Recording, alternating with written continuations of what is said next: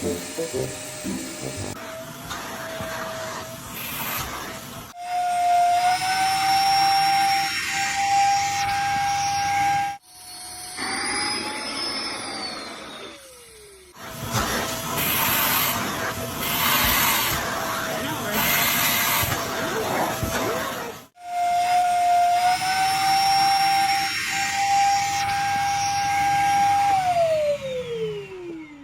pala?